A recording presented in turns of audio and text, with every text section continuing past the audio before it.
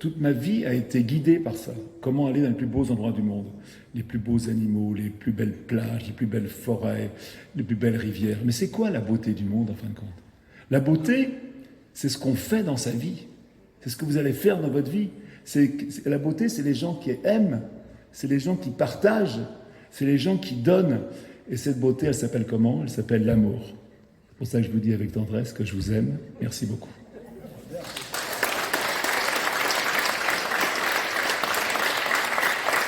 Nous avons voulu à La Rochelle, à travers le grand programme que nous portons, Territoire Zéro Carbone, avoir dans ce programme tout un volet de sensibilisation à l'évolution des températures, à l'évolution de l'océan, et notamment de mettre à La Rochelle la place de l'océan dans la régulation du climat.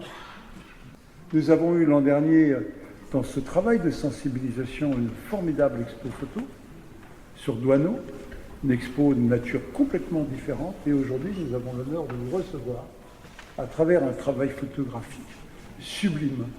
Je ne sais pas quel mot utiliser, mais c'est exceptionnel, c'est magnifique, c'est majestueux, et en plus ça colle parfaitement avec l'exposition Climat et Océan qui est à côté.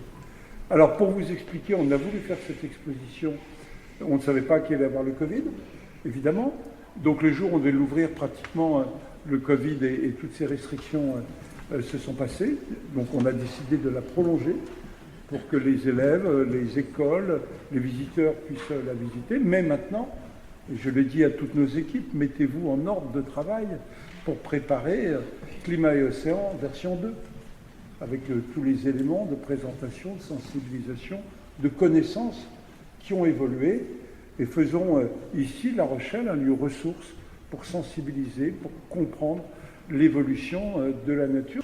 Je veux vraiment, au nom de toutes et de tous, vous remercier infiniment parce que tout cet été, les 2-3 millions de visiteurs de La Rochelle vont pouvoir venir ici au musée maritime, découvrir ce travail pour ceux qui ne le connaissent pas. Alors certains le connaissent déjà. Il y a eu de nombreuses expositions, notamment je vous vois à Paris, vous étiez exposé, je cite de mémoire, notamment sur les jardins du Sénat, si mes souvenirs sont exacts. Mais en tout cas de venir à La Rochelle et puis de faire cette corrélation entre cette réflexion sur le climat et l'océan et cette exposition qui nous invite bien sûr à essayer de comprendre les phénomènes. Donc voilà ce mot, et merci à tous nos partenaires parce que la communauté maritime ici à La Rochelle, elle travaille, elle vit ensemble. Certains sont concernés par la pêche, le président du port de pêche est avec nous, par les navires de commerce,